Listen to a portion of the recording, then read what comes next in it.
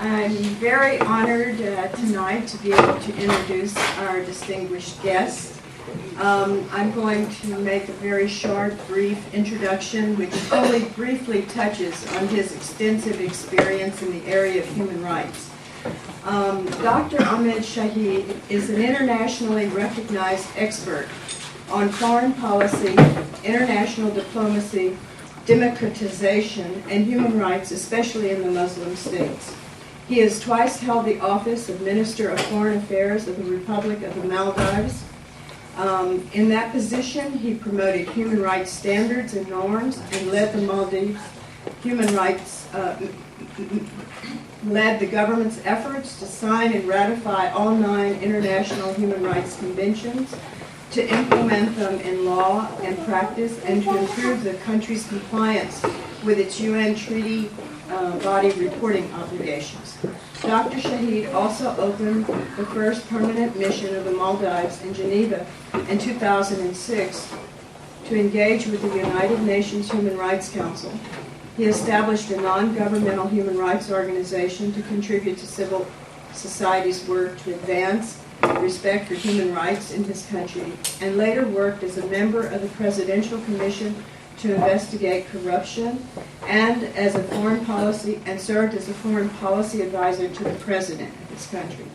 Dr. Shaheed has been extremely active also in the international level. In April 2009, the Center for the Study of Islam and Democracy in Washington presented Dr. Shaheed with the Muslim Democrat of the Year award. And in 2010, the President of Albania awarded him the Medal of Gratitude for his contributions to peace and human rights in the Balkans.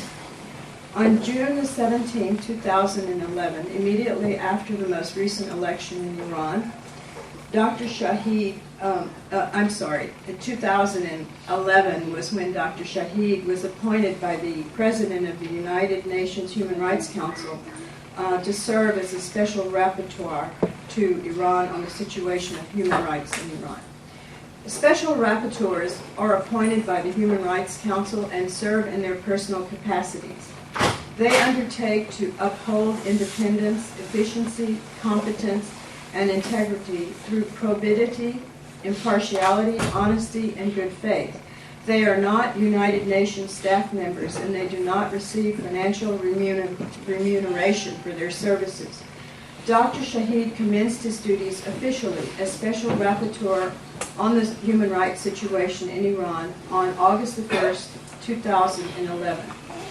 In this position, he is responsible for discharging his mandate, and it involves basically 4 different kinds of activities. One is monitoring and investigating human rights violations, transmitting urgent appeals and letters to Iran on alleged violations of human rights, undertaking country visits to Iran and to the region, and engaging with relevant stakeholders, submitting reports to the General Council and to the Human Rights Council on the situation of human rights in the Islamic Republic of Iran, and engaging on issues involving human rights in various forums in the national and international arenas.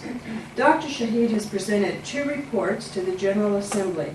His first report was in October 2011, and his second in October 2012. He has also presented 2 reports to the Human Rights Council. The first one was in March 2012, and the second one was very recently in March 2013. In his latest report, Dr. Shaheed concluded that there continue to be widespread, systematic violations of human rights in the Islamic Republic of Iran. He also noted that reports communicated by NGOs, human rights defenders, and others concerning violations of human rights, their own human rights, and the human rights of others, continue to present a situation in which civil, political, economic, social, and cultural rights are undermined and violated in law and practice. The Special Rapporteur states in his latest report that a lack of government investigation and redress generally fosters a culture of impunity, further weakening the impact of the human rights instruments that Iran has ratified. Dr. Shaheed's reports are primarily based on primary interviews and secondary sources which document human rights violations under international law. The Islamic Republic of Iran has failed to allow the Special Rapporteur to visit Iran in accordance with his mandate, despite his repeated request to visit the country. The Special Rapporteur and his reports evaluate Iran's record in the context of the recommendations voluntarily adopted by the government of Iran during the first Universal Periodic Review of the country, as well as the 5 major human rights conventions Iran has signed on to. Dr. Shaheed is the 4th Special Rapporteur to Iran on the situation of human rights. The first was Andres Aguilar, who served from 1984 to 1986. The second was Ronaldo Galindo-Cole, who served from 1986 to 1995. And the rapporteur just before Dr. Shaheed was Maurice Capitorn, who served from 1995 to 2002. Dr. Shaheed is also a visiting lecturer at the University of Essex in Colchester, England, and at the City University of New York in the United States. On June the 13th, 2013, just the day after the election, Dr. Shaheed said that Iran's presidential election had been neither free nor fair because the government had silenced journalists and opposition leaders in the run-up to the election. Dr. Shaheed noted that the mass disqualification of candidates, especially for reasons that were not transparent and that appear to be quite unreasonable, violated the right to political participation. According to the Special Rapporteur, a lack of space for people to conduct free elections exists in such an atmosphere. Prior to the election, Dr. Shaheed had warned that the election would lack legitimacy because dozens of Iranian journalists were behind bars and hundreds of political prisoners remained in custody, and because of discrimination against women candidates for election and ongoing restrictions on freedoms of expression, association, peaceful assembly, and religious freedom, all of which constitutes serious violations of rights guaranteed by international law. According to Dr. Shaheed, elections are free and fair not only because the vote has not been rigged, but because the general environment under which the election is carried out has to also be friendly in order for people to be able to exercise their expression of liberty. I want to ask you to join me in welcoming Dr. Shaheed.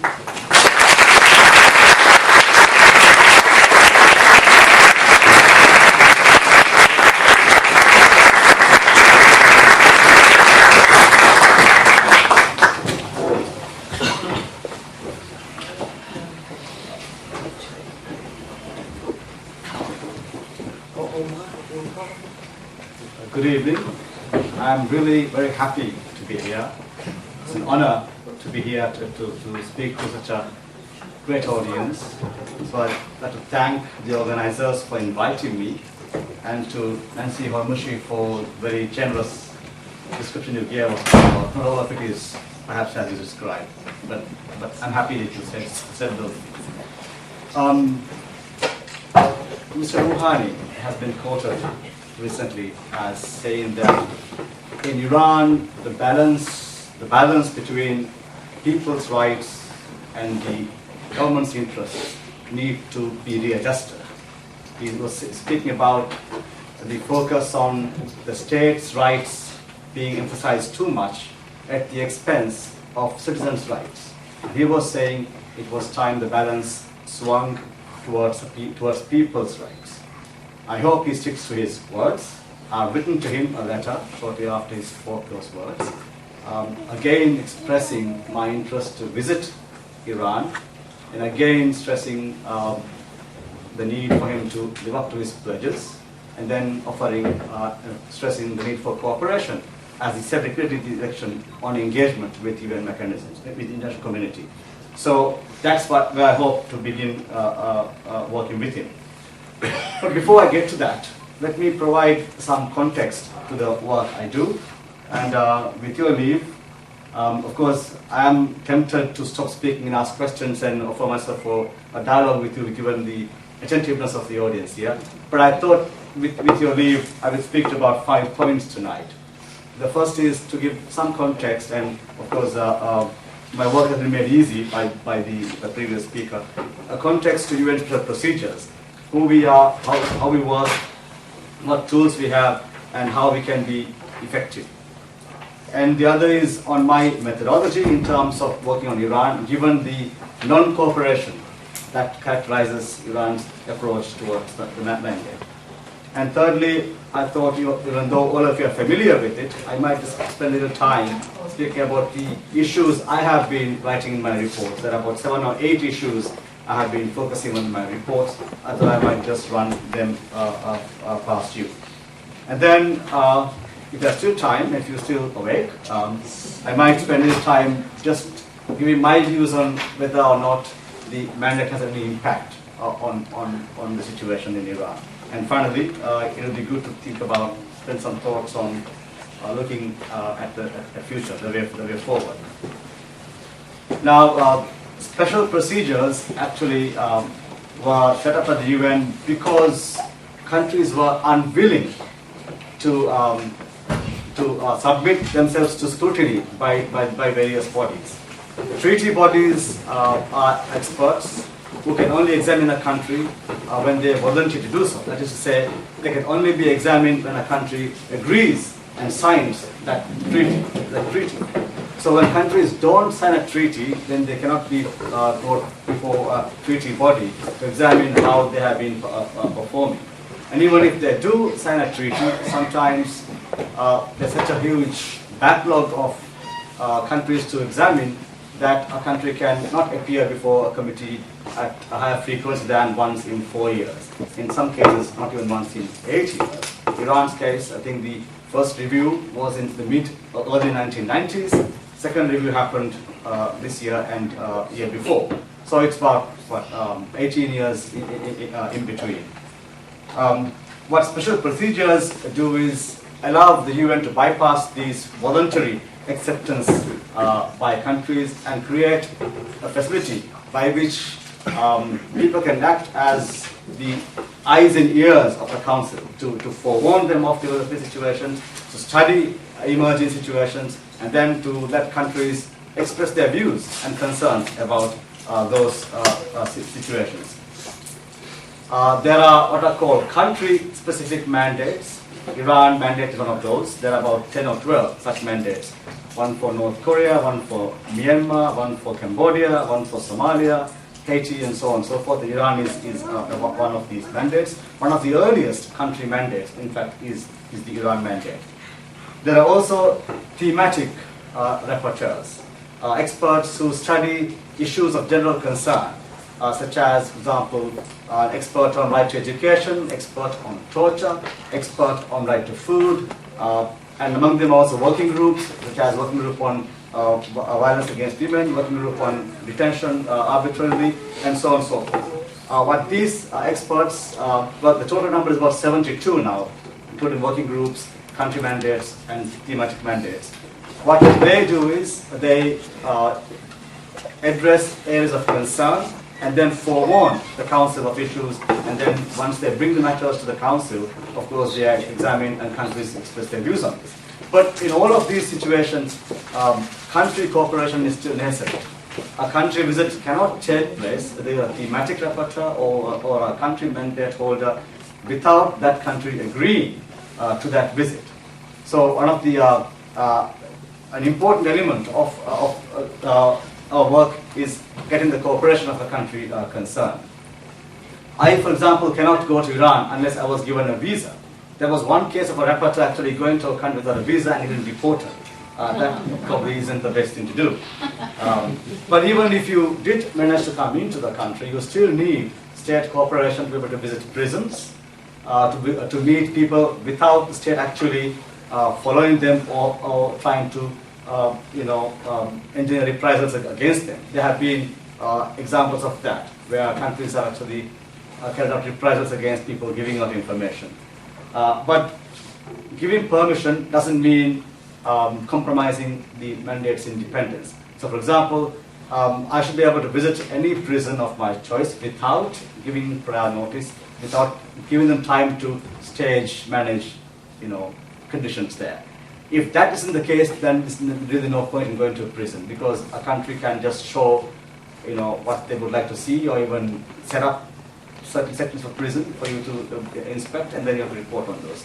So, while cooperation becomes an important part of the mandate, such cooperation cannot come at the cost of the mandate's integrity and independence. When I came onto this mandate, the Iranian parliamentarians were quoted in the press saying, well, he can come to this country as a tourist, which for me doesn't work, because I don't want to go. I mean, I would love to visit Iran, of course, but my work will require me to go not as a tourist, but as somebody with some authority who can speak to people, who can meet people, who can visit places of detention and inspect what is going on there.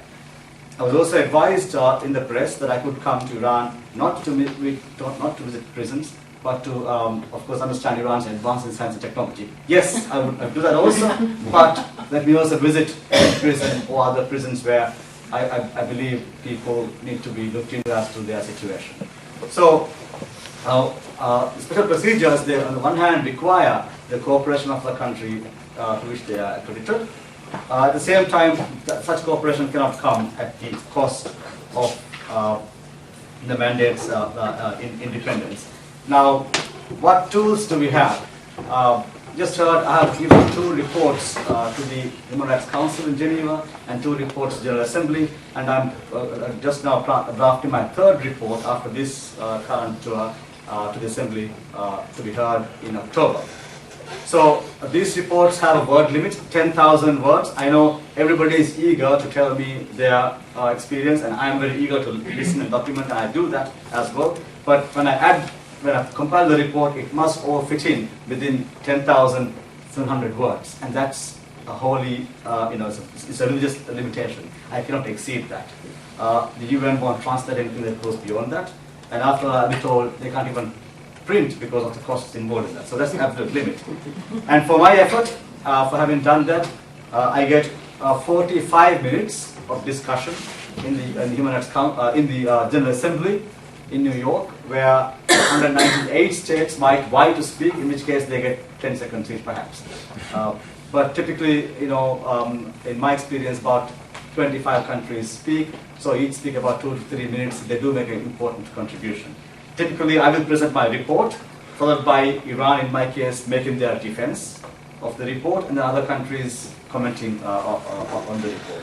Countries try to get friendly countries to take the floor and occupy that time. This happens quite often, but in Iran's case, this has not happened.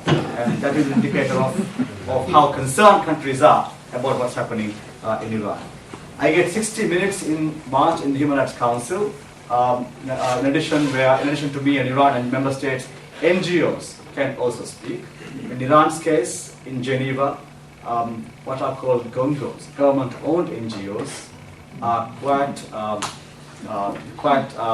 they're in large numbers, and even they can take the floor and run down the clock, as it were.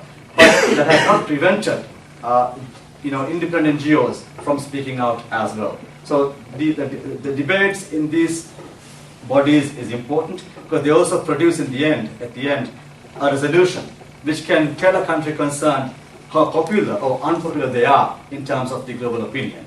Now, no country likes to be trashed by the international community. Least of all Iran. Iran is a country which really cares and should care about its reputation. So these resolutions are also quite important. In addition to that, I am entitled to issue any number of press statements about issues of concern in Iran. I can also submit any number of confidential communications of 2 types to Iran.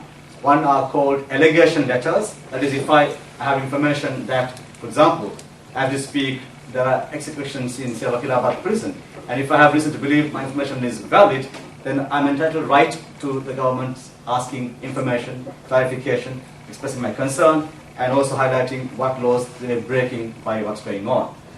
but it remains confidential until the end of the year when it can become public. And they have some time to respond to these communications. I can also send what are called urgent appeals, and these are typically used when I believe somebody's life is at stake. If there's an impending execution, if my information is valid, or even I believe has reasonable grounds to believe they're valid, then I can send these urgent appeals. If somebody's health condition is going down very badly because of state neglect or state action, then again I can and do use these tools.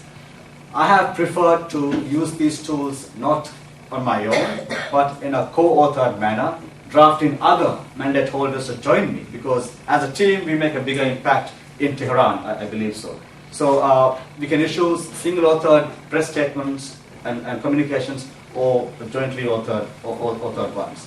I'll come back to later as to how effective I believe these have been. What are the obstacles that special procedures face? The biggest obstacle, of course, is state cooperation or state harassment in some cases. There have been cases where state harasses certain rapporteurs. In my case too, I suppose some would say there have been less than welcome statements made about me. In debates in the council, the president had tried to intervene twice because the delegation of Iran wasn't making the type of statement they ought to be making. So lack of cooperation affects the work. The other big difficulty is lack of resources. Of course, human rights are the third pillar of the UN, but when we say the third pillar, it means 1, 2, and after 1 and 2 comes 3. So that is the way it is. But I think if you look at the funding, it doesn't even make third pillar grade. It's way behind that. But even if you look at all the funding available and distribute across all the requirements they have, the rapporteurs really get a very small amount of funding. The funding I have allows me to travel twice a year on a 14-day fact-finding mission to Iran or elsewhere where I can meet Iranian communities. That doesn't really cost much. And of course, I'm supported by interpreters, professional UN interpreters, and a very competent UN staff to travel with me. And I'm supported in Geneva by, again, a very competent UN staff. But I have one staff. So it's one staff and me that has to address what's going on in Iran. And that happens to other mandate holders as well. And a third problem we often encounter is lack of follow-up. In my case, of course, I haven't yet been able to go to Iran, but where there have been country visits made, I have noticed that even the UN mechanisms on the ground don't automatically or necessarily follow up on those recommendations because it hasn't been fully integrated. So what happens after somebody goes into, say, Iran, identifies problems and says these have to be done? Of course, government has to do some of these things, but there are other things others can do to promote, to ask the government to do these, which are the UN team on the ground. But I have no guarantee that they will do it because there's no requirement that they should be doing it. So lack of follow-up mechanisms is also an impediment in the work we do. Now, my methodology has been questioned by Iranian delegation. Last time I spoke at the UN debates, I was attacked for, I think you're all familiar with what the allegations were. And of course, the President of the Council stopped him, the delegate, and I think he was a bit baffled by that, and he apologized, and he said he had to take the turn because my methodology was inappropriate. And good, it's good to know what the issue is, but the issue is also the address, because his complaint is that my information comes from enemies of Iran. Now, enemy usually has a narrow meaning, but in government of Iran's case, enemy can be very widely used, and that's the problem with countries where there is no freedom of expression, that people who dissent from the state, from the government's line, are treated in that fashion. My other comeback is, even if somebody is enemy, enemies also have rights. Human rights means rights that belong to the person for being a human being. Even terrorists have certain rights. That is, right to due process and right not to be tortured and so on.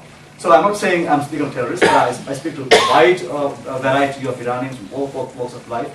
I don't see them as enemies of anybody. They're human beings who have very bad experiences, often first-hand witnesses, victims of alleged violations, or witnesses of these violations. And they all have proper right to speak to me, and for me a duty to listen to them and document their cases.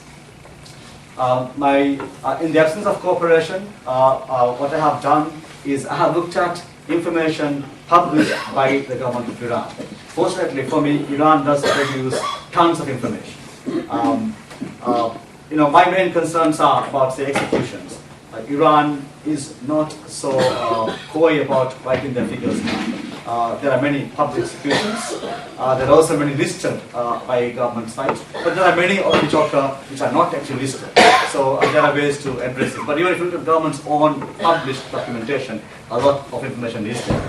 Iran also, the parliamentary debates are also published online, bills are published online, so I can access these. For example, if I'm writing about a new penal code, I don't have to go to Iran. I can download it from their website, from Parliament website. It's official website, official documentation. It has to be an official document, and I can speak on that.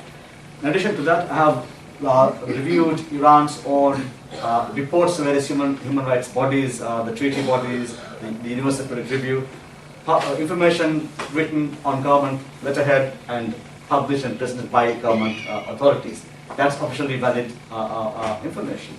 I also rely on official press, official media, as well as non-official independent media, both in country, online, outside the country, and elsewhere. There are also a number of international organizations which have had long-term focus on Iran, or groups that focus on Iran. Amnesty International, Human Rights Watch do credible research on Iran. They have experienced research on Iran, and their information is also quite credible.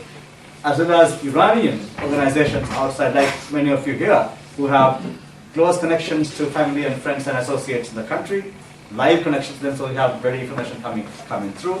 Others who have been, collecting and networking amongst themselves for information provision purposes. So I don't have a lot of information that is readily there. The next issue is, okay, what laws should I apply? Now, I have something called a code of conduct, which I must abide by. This was something added on recently by those countries typically who dislike mandate holders. So, the Cubans, for example, are very keen on mandate holders. Cuban others were very good at drawing up a code of conduct, which requires mandate holders to follow certain rules. And one of these rules, of course, is that information accuracy, being cooperative towards government, being friendly towards the government, and so on and so forth. And also applying established yardsticks for monitoring countries. So what I have done is in Iran's case, and of course in this case it works against the government's wishes. The government of Iran's comeback to my report is, Shaheed, don't you know we're an Islamic country? So what I was talking about when he said this and that. They speak to me often saying, you're a Muslim, don't you understand these things in the Quran? And they tell me, well, Iran is Islamic country, so we will follow Islamic laws and so forth. Now, whether or not those in Iran conform to Islamic criteria is a different subject. I leave the debate outside. But my comeback is, the code of conduct says mandate holders must apply internationally recognized human rights standards. So the Cairo Declaration of Human Rights is not recognized internationally. That's what the Iranian government is arguing on. So the idea of applying international customary law, international standards as specified in Iran's case, in those treaties Iran has signed as a state. In 1975, Iran signed on to the ICCPR, the Covenant on Civil and Political Rights. The same year, same day, signed on to the Covenant on Economic, Social and Cultural Rights without any reservation. So Iran didn't say, for Indian articles, there would be limitation on Iran. So it did endorse all the articles in total. Iran is also party to the Convention on the Rights of the Child. In 1990, it became party to that, but there is not a reservation. It said Iran will comply with this convention only to the extent those convention doesn't violate Islamic standards. Now that's not a valid reservation because it doesn't tell anybody what extent anything will be accepted in Iran. So what I've done is I've taken Iran's human rights obligation under these treaties and measured them against what they're doing. And one more One more yardstick I use is Iran's own commitments at the Universal Periodic Review. There was a review done 2-3 years ago in which 53 states took the floor and spoke. They made over 170 recommendations, out of which Iran agreed to implement 123 recommendations. So I asked them, well, you said you will do this. 3 years on the line, how far have you gone down on that? And the answer is, of course, it's still pending. Now, of these 123 recommendations Iran agreed to do, 35% relate to concerns about civil and political rights, free speech, freedom of association, of assembly, and so on. 29% relate to social, economic, cultural rights, for example, rights of minorities, and so on. 22% relate to rights about the rights covered by the Convention on Elimination of Discrimination on Racial Grounds, and 5% on children's rights. So I use this as areas of focus in my study. In addition to that, of course, like I said earlier, I am not bound to limit myself to what Iran has signed. I can even use other aspects. But I think, in my view, these 5 treaties cover the entire gamut of human rights. But I also speak about torture and so on, even if Iran is not party to the CAT Convention. I speak about the women's rights, even though Iran is not party to the Women's Convention. Because under Article 2 of ICPR and of the Civil Economic Rights Covenant, and Article 6 of the ICPR, these are covered in any case. So, in my view, Iran has full coverage under customary international law on the rights that it is actually violating. In addition to that, I have also reviewed what the UN treaty bodies demanded from Iran or said to Iran at the end of their reviews. One was 2 years ago in October 2011. The ICCPR, the Committee for Human Rights, they reviewed Iran's performance on civil and political rights and issued a 25-paragraph conclusion in which they said, as a priority, do one of 4 things, such as make judiciary more independent, stop stoning, and stop executing juveniles, and so on and so forth, and then 20 other recommendations. I also look at those recommendations made just 2 months back, when the Committee on Economic and Social Rights also reviewed Iran and asked Iran to do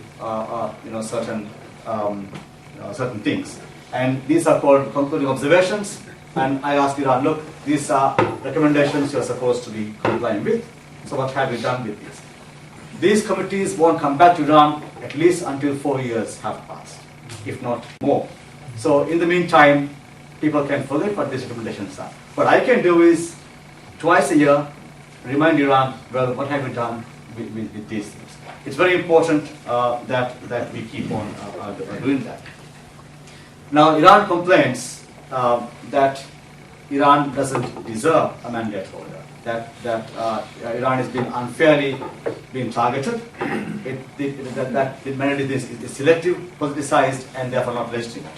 And of course, this is a question widely discussed among member states in the Council. Some have sympathy with that view, pointing out Bahrain, Saudi Arabia as cases where there are violations without a country mandate holder. But my comeback is, yes, the fact that some other country is violating rights is no license for someone else to do the same thing. While Saudi Arabia may not have a mandate holder, Saudi Arabia has received, I'm not defending Saudi Arabia, I wouldn't do that. Saudi Arabia has received mandate holders, thematic mandate holders continuously. Iran has not done that. When Iran said it will receive all mandate holders, the UN stopped the mandate that was there from 1984 onwards and said, okay, no more country mandates. We'll ask thematic people to go into Iran. I think 3 people went in. None of them actually came out with good reports. The last one went in 2005, the Rapporteur on Violence Against Women, I think it was. And her report kind of froze or further visits to the country. So since 2005, there hasn't been a country visit taking place. So Saudi Arabia is different on that ground. Iran also points out to Israel, and I remind them there is a rapporteur for Israel. The name is different. The name is Rapporteur for the Occupied Territories. So a person goes into the territories and looks at the Palestinians and their plight and reports on the Israeli treatment of the people. So in nearly all the cases where the Council is concerned about, there are rapporteurs. So Iran is not being singled out for this. One further reason why Iran should have a country mandate holder is the fact that Iran does not communicate or cooperate with UN mechanisms. Iran has been the country receiving the highest number of communications, not from the country mandate holder, but from other mandate holders, from thematic mandate holders, those on torture, those on arbitrary detention, those on judicial, extrajudicial execution, and so on. The number for a period of 5 years was almost 600, and of which more than half, 54%, were unanswered. And that trend continues, possibly more now. I have issued about 30 communications in 1 year. I don't think I received more than 8 replies. So what fraction is that you can work out? That's more than 54% response rate. So that habit continues. And of those 54 that were responded to, 25 said, no, that is not true. That's it. It didn't really. I mean, allegation is made after a lot of evidence is actually produced. So these are very sound allegations. But they said no. They rejected the communication, saying they don't accept the communication. And then, of course, Iran has one of the highest number of pending requests for visits to the country by thematic rapporteurs. So on these grounds, Iran does stand out from the rest in terms of being a country with human rights concern. And of course, we had in 2009 elections, and the events followed thereafter. It was on the TVs of every country, in every home, everywhere in the world, and people could see that something was going wrong in Iran. People were dying. You also Nada, Sultani getting shot, and a lot more followed. And of course, there was a case to be answered. To this date, no answer has been given. So I don't believe that Iran is being unfairly targeted by a UN mandate holder. Now, if I'm still with you, there are about 8 issues I have been reporting on in my reports, and to leave time for interaction, I will just go through them very, very summarily. My basic contention is that between Iran's constitutional framework and Iran's treaty obligations, the legal framework for the people of Iran to realize their rights actually exists. So the problems occur, there are tensions between Iran's commitments on international law and its violations in practice. So for example, if Iran adhered to its constitution, a large part of the issues, not every issue, a large number of issues would disappear. Because, for example, for the press law guarantees a trial before a jury in open court, but today they get tried in the revolutionary courts without a jury on national security crimes with minimal or no due process safeguards. So, respecting rule of law in any country produces dividends. If Iran respected rule of law, a lot of issues we face today will not appear. Torture is not sanctioned in Iranian law.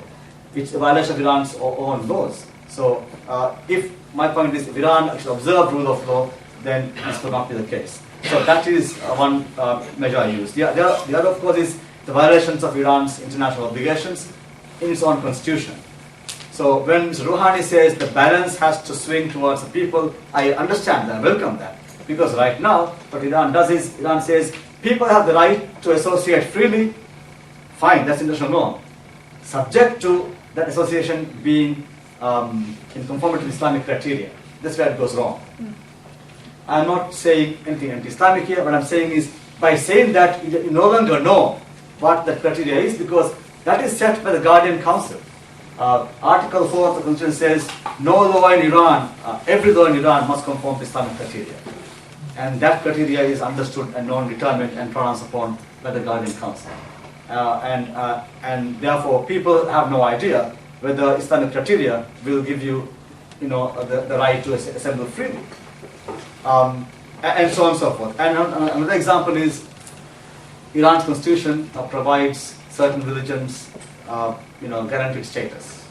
It says for Zoroastrians, Christians, and Jews, they give respective status, guaranteed status as recognized minorities. The following article says, quotes a verse from the Quran, saying this because this is because they are at peace with Iran, and therefore, so long as they observe these limits, they have these rights.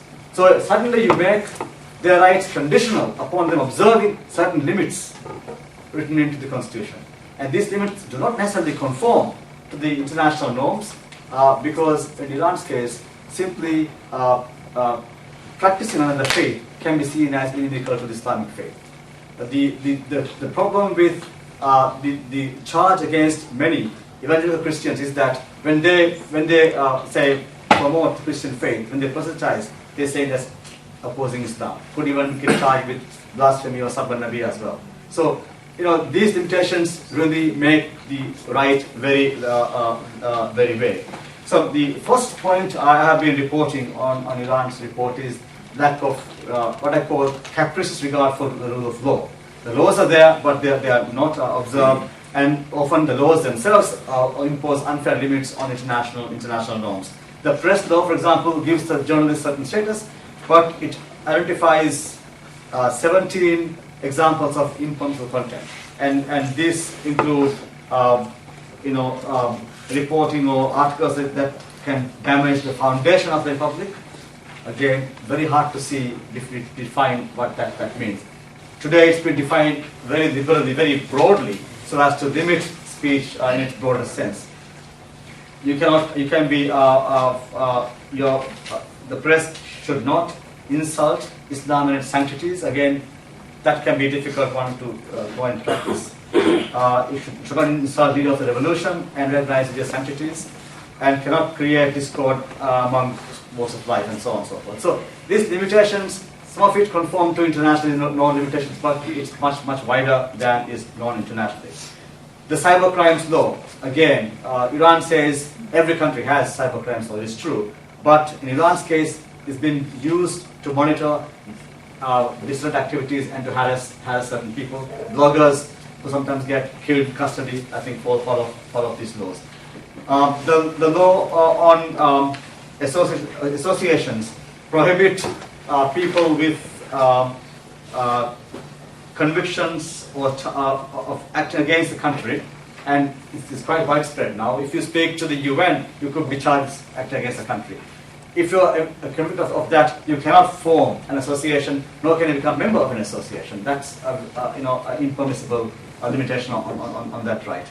A bill for Parliament on supervising NGOs will create a super committee which can supervise who has the right to be an NGO, and that committee can in fact determine who can actually apply and go to communicate with foreign organizations. So once it becomes law, which NGOs can go to Geneva from Iran will be determined by this body. So you can be sure that only, well, I shouldn't say it, but the fear is that only government-aligned NGOs would get that permission. And of course, we speak about 40 journalists being in prison today in Iran.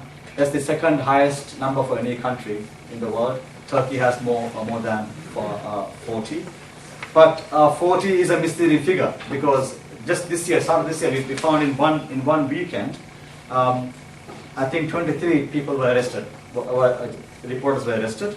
Some were, of course, released, but all those who are released have carrying a tag, the warning. If you stray one more time, or if you do this or that, you're back in the can again. So 40 in jail is a number we can count on. Others with that tag should also be counted as people on very short notice. So I think suppression of free speech is a very serious problem because and I speak immensely about that in my reports. Torture is endemic in Iran. I describe torture as systemic and systematic and widespread in Iran. And I used that phrase after a very careful thought as to what it actually meant. Because in my judgment, it happened in nearly all prisons. It happened across all provinces. It's systematic because it happened because of the nature of the way things were being conducted. And I also used in my last report a study, again commissioned to the extent for the needs of this of the report, by a British NGO, Freedom from Torture, which documented the testimonies of 50 post-election refugees from Iran. And their testimony is quite damning. Nearly all reported some form of physical torture. All reported being beaten and being bashed at interrogation. A very high percentage, 50%, reported sexual violence. 25% reported being raped in custody. And quite detailed allegations were made. And this pattern compares with the evidence I get from my primary interviews across people in Iran. I've interviewed 400 people. These actually interviews lasting at least 1 hour, sometimes 2 to 3 hours, depending on how much the person wants to talk to me and how detailed the testimonies become. And of these 400, about 30% are people in country. So I've been able to access people in country a lot more than I could perhaps if I went to Iran, without impairing or exposing them to any sort of reprisal by the authorities. So that's the information I have is quite widespread torture. The information I have is people live in fear of the authorities and the Ministry of Intelligence. The biggest concern I have expressed in my report is about right to life and its violation in Iran. Even government data for last year alone was stating that there were nearly 400 executions documented. That makes Iran the highest per capita in the world. Only China has more in absolute numbers, but China has a bigger population as well. But comparing is not the issue here. The issue is the fact that a large number of people are being put to death, and other concerns are the fact that often they are put to death for crimes, for offences which are not seen as capital crime under international law. International law says that, okay, capital punishment is not outlawed, but it's restricted to the most serious crimes. And those crimes typically mean crimes involving a killing, a death. In Iran's case, 80% of those executed are for drug offences. And although there's a drug war of sorts going on there, not everybody is charged for homicide resulting from drug trafficking. So if you are a drug trafficker, you are exposed to capital punishment in Iran. In addition to that, well, you know more than I do, there are a number of crimes or offences in the penal code which people get exposed to death penalty, which wouldn't in other countries. Adultery, for example, you have death penalty in Iran. And consuming alcohol, the third conviction carries a death penalty. Armed robbery, drug trafficking, bribery, insulting Islamic prophets and sanctities, blasphemy, and homosexual acts between consenting adults also carries death penalty. And these have been widened in the new penal code. The new penal code came into effect on 1st of June. This widens the list of capital offences in Iran compared to the previous ones. Iran has been stating to the UN that the new penal code bans child executions, juvenile executions. This is not, in fact, actually the case. It is still possible for juveniles to be executed in Iran, providing that the court can make assessment that the person, the child, at the time of the action, was able to know what he was doing. Was not insane. Was aware of the action that was being carried out. So, still, young people, juveniles in Iran, still face death penalty. And of course, the age of majority in Iran is 15 for boys and 9 for girls, and that is a problem. But the fact that a 9-year-old girl can be held culpable for a crime is quite shocking. And I've also raised concerns about the execution method. Stoning, it is still legal in Iran, still possible in Iran, although Iran again has been saying the new penal code actually bans that.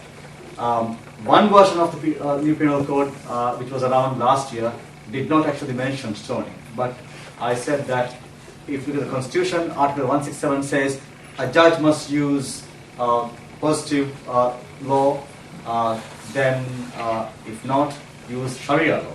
And if there's a conflict of laws, Sharia law will prevail. So in any case, Sharia law prevails in Iran.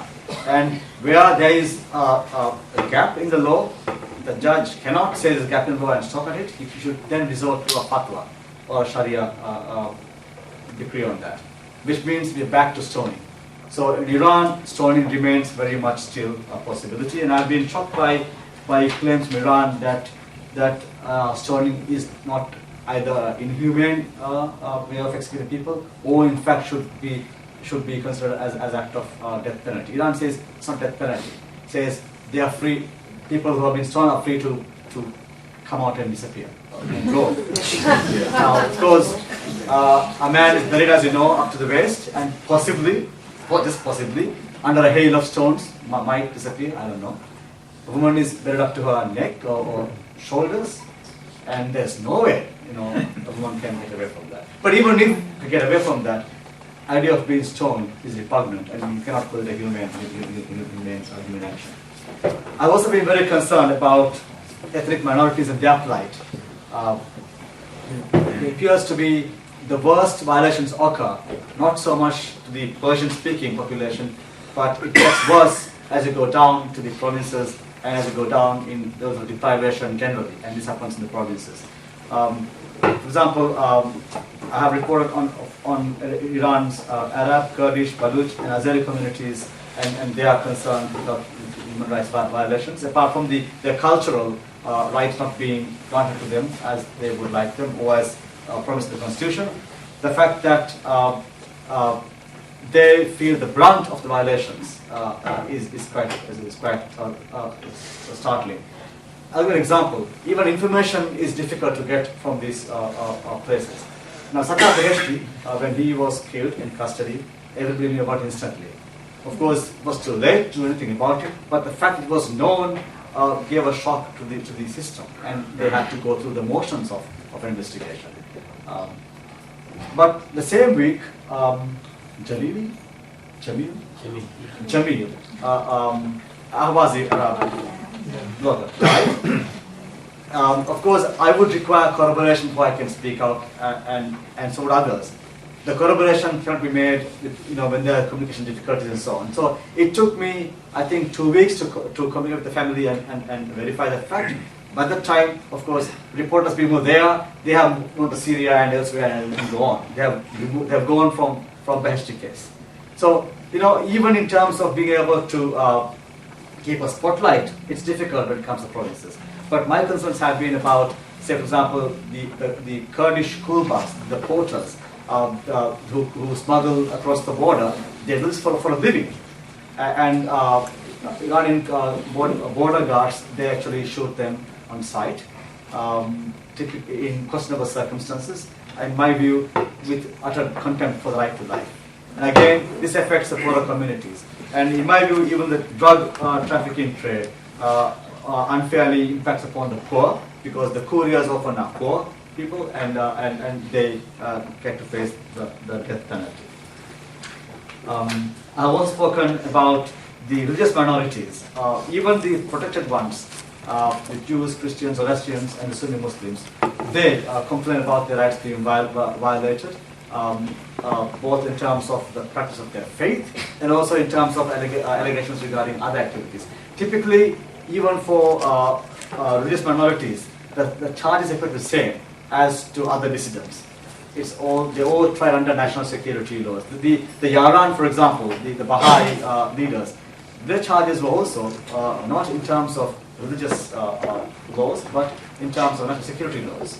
And for talking to the diplomats, for writing to the UN Secretary General, for writing to their own presidents, the charge was actually against the state and propaganda against the state. So again, they face a lot of difficulties. I've been concerned about evangelical Christians in Iran facing a lot of persecution more recently, and in fact concerned about statements from senior functionaries stating that evangelicalism is not the version of Christianity that is given protection in the Constitution.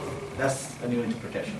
And this results in people being detained, churches being closed. Of course, my information is that Persian language surveys are now no longer available in Iran. Persian language Bibles are no longer possible to access in Iran without some sort of penalty attached to being discovered with it. So a lot of prosecution on that as well.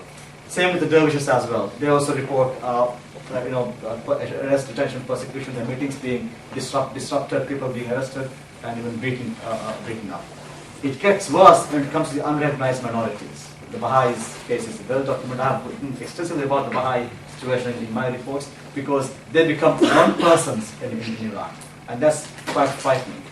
You well know, Baha'i cannot inherit from a father if there was a Muslim descendant somewhere in the line, in the family lineage. They can't get to universities if the authorities discover somebody is Baha'i or is part of religions. The Yarasan have the same complaint, although I cannot document with such accuracy, their plight because information is lacking. But the view is a new conservative Islamization trend in Iran, which affects other religious groups in quite a severe manner. Women's rights, again, an area of major concern. I have written extensively because, on one hand, women have gained in terms of education over the past 30 years. Iran is quite happy to flaunt that. But when you come down to the labor market situation, women are not able to work, at least not in the more influential positions. And the constitution bars women from the senior most positions. Women cannot run for the presidency. They can't be a supreme leader, for example, they can be in parliament, but the figure is quite minimal. Women can't be presiding judges. So there are a number of difficulties put in place. And not the least of which, of course, is the law which says a husband can go to court and ask a woman to stay home because a woman working affects the family situation. So women can be barred from working as well. So I have reported on these. As well, the fact that the sexual laws, the morality policing laws, unfairly victimize women compared to men. I have also spoken about LGBT rights in Iran, sexual minorities' rights in Iran, and I've approached this from the perspective of right to life. There were, I think, 3 young people put to death in Iran last year or year before. And I wrote about this, and I've interviewed this community and report on that. Iran, of course, comes back and say they're the first country in the Islamic world to have state-funded gender reassignment surgery. And if we examine it more deeply, it's not a good picture because people are compelled to undertake that surgery. It's not done as you would do in a country where people can choose their gender, because people have to go through the physical mutilation first before they get through the hormonal therapy and the psychological treatment and so on and so forth. So it becomes very traumatized physical mutilation, a maiming of bodies rather than a gender reassignment. So it's not as the way Iran presents it. And of course, there are detailed penal code provisions on the punishments Iran will mete out to those engaging in same-sex activities. Again, distinctions based on gender and religion appear in these provisions. Now, I was planning to go a bit longer, but I'll just summarize here, I'll end here by speaking about my main concerns. I'll just have one more main concern, that is impunity. That is the thing I am really hoping to focus on. The Kairizak prison, in all the details.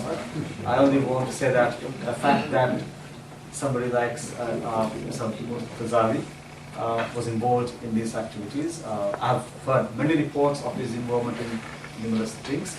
The fact that the Kairizak prison involved at least three deaths and a lot of torture ends up with him getting $60 fine and a 5-year ban on government offices is not justice. That's what we call impunity. And same thing happens with the Sata Beheshti case as well. The medical examiner has given, I think, 4 different reports, and people are not sure that it was torture or something else. I mean, he is still hedging on that. Family is, of course, livid about this. The mother is demanding the body being exhumed and a forensics, test being done on determining the cause of death. So again, family doesn't feel, it's been listened to. the international rules on this require that in case of custodial death, and that covers someone's death even after a period of release from prison, the family must be engaged in this process and they must be satisfied on what's being done. So obviously, on none of these cases, we show that Iran will actually comply with these standards.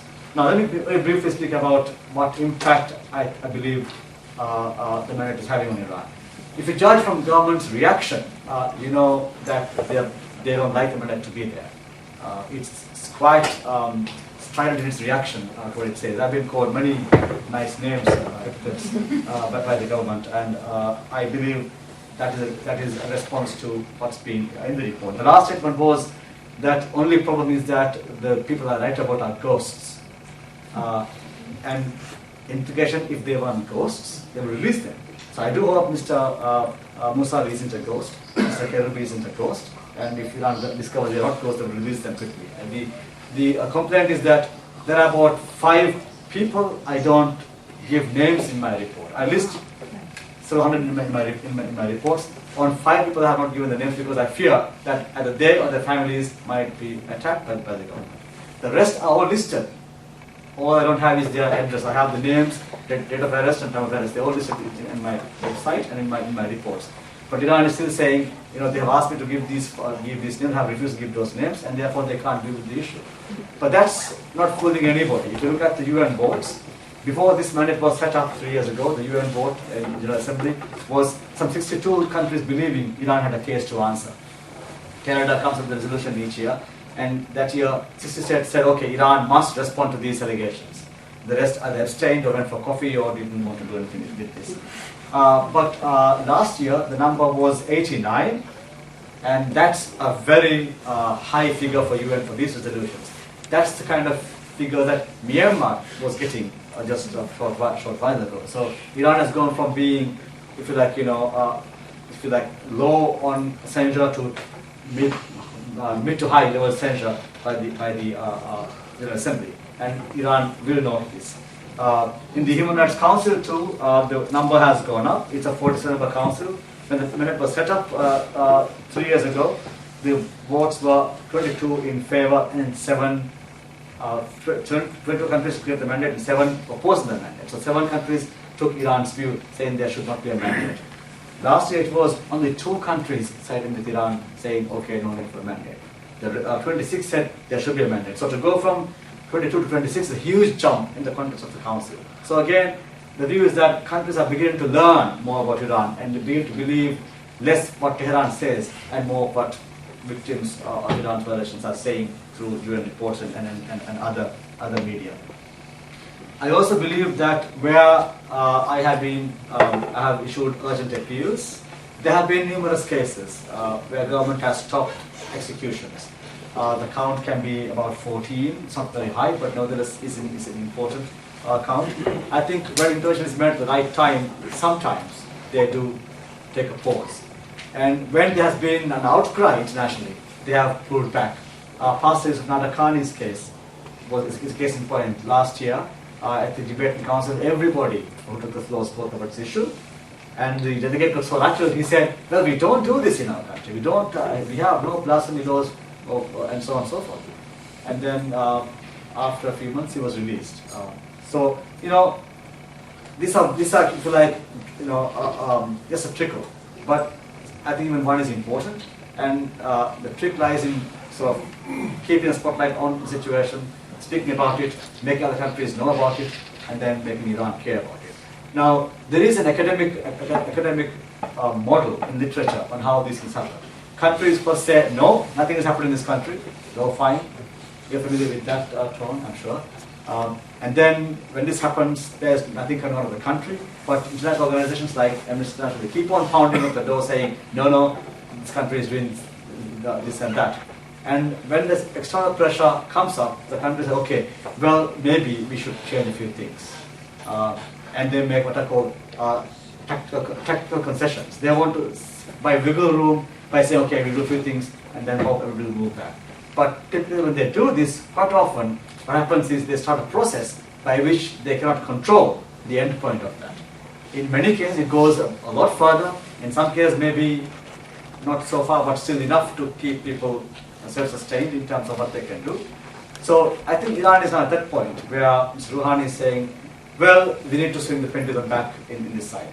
Now, I think those who advocate for reform in Iran must seize that and make him push the pendulum to a point where he can push it back automatically.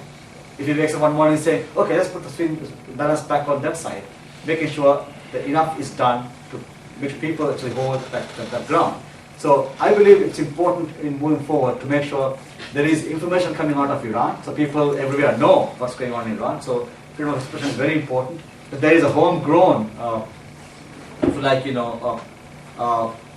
NGOs or societies active in Iran in protecting people's rights. They were there a few years ago, but for the past few years they have almost dried out. But I think the space, if can be set up to have these people again become active domestically, we have the homegrown situation in which people will speak out on violations of issues, violations and have people know about that. So once that is done, momentum is built up, then it can create its own space for itself. For my part, of course, I will continue to have dialogue with Iran. I can see the evolving nature of Iran's response. First believing that I would try to report with them jointly, as it were, and then finding out I wouldn't do it, then saying he's illegitimate, he's an American spy, he's a CIA agent, and along the way I have broken a few records because I must be the first person accused of being both a CIA spy and being bribed by State Department. I don't know how but it's evolved. But then after making the accusation, they've also said that Iran needs to change some laws. Dr. Larijani said last March that Iran needs to amend some of its laws. And then we have Rouhani saying a lot of nice things. My point to him is that, okay, Iran has to do this, but his charter is a good idea. But Iran, the charter already exists. Iran's constitution, Iran's treaties, that is there. So you don't talk about new rights, you talk about Iran actually complying with those obligations. So I hope the charter will comply with those, rather than saying we have these rights subject to X, Y, and Z, which A, B, C will determine. That's the wrong formula. So my call is for the UN and other bodies linked to the UN to keep a close scrutiny, to follow up on those recommendations made by various UN bodies. For example, Iran has been arguing that when faced with issues of LGBT rights, Iran said, no. They first said, you can't talk about that because that's based on international right on those grounds.